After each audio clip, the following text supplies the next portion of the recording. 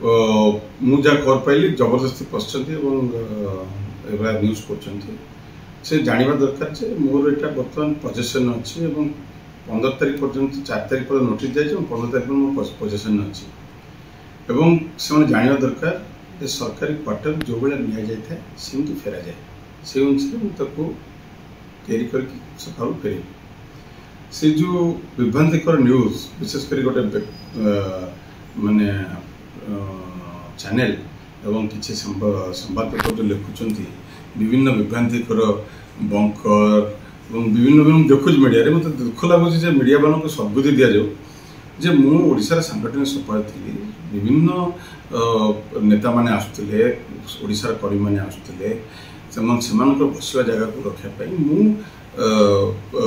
गोटे extension temporary extension कराई